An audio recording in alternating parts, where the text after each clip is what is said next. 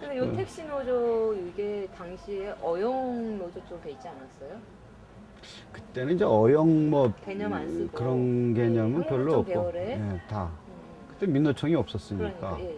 근데 이제 그 민주택시 쪽에 태동은 있었죠. 그러니까. 그래서 그 사람들끼리 이제 같이 모임도 갖고 뭐 이런 일들이 좀 있었죠. 활동 과정을 조금 구체적으로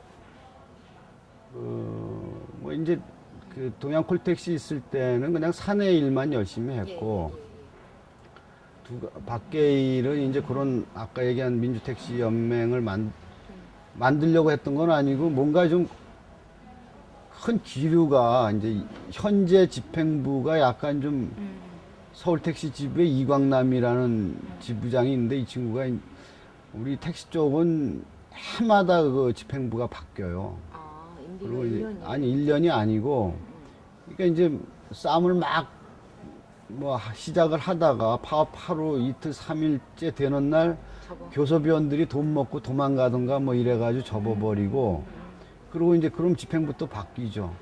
다음 사람이 되면 또 1년 동안 열심히 준비해서 했다가 또 1년 뒤에 또 똑같은 걸 반복을 하고 그런 것들 때문에 이제 뭐 하여간 집행부 자주 바뀌고 해서 거기에 따로 이제 우리 민주노조 층이 있긴 있는데 집행부까지 반대는 하지만 장악하기까지는 힘이 모자라는 거죠. 그러니까 전체로 봐서는 요게 한 20, 30%밖에 안 되고 나머지 한 7, 80%가 다 좀 어용성이 좀 있는 것입니다. 야, 요거는 민주파 그 당시에 예, 그래, 조합 민주파, 내에 예, 있는 민주파. 민주파로 그 밖으로는 민주파 활동과 연관을 가지시고 안에서는 이제 1년 지나서 조합 활동에 본격적으로 이제 참여를 하실 때 그 사내도 이제 재미난 에피소드 한 두 가지만 말씀을 드리면 내 짝꿍 그 교대자가 신용현이라는 친구가 있는데 이 친구를 얼마 전에 봤어요. 근데 이 친구가 나 때문에 인생이 바뀌었다고 하더라고요.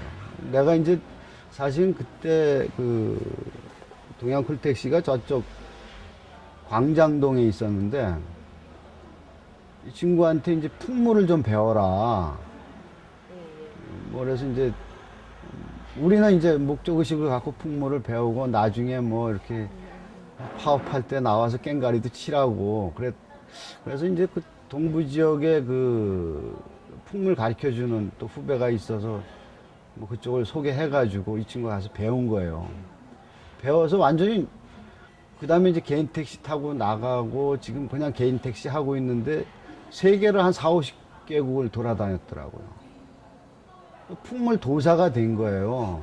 그래서 무슨 교회랑 연결이 돼가지고 교회 선교 목적을 갖고 막 사물단을 꾸려가지고 뭐 완전 뭐 무슨 풍물패 있잖아요. 그런 식으로 그래서 나중에 만났는데 그때 얘기하더라고요. 그래서 참 나도 난 또 인생이 바뀌었다 해서 운동하는 쪽으로 아니 바뀌었다 근데 그러시네. 그 나름대로 그러니까 뭐 건강하게 자기한테 맞는 걸로 좋은 건강하게 걸로. 바뀐 거고.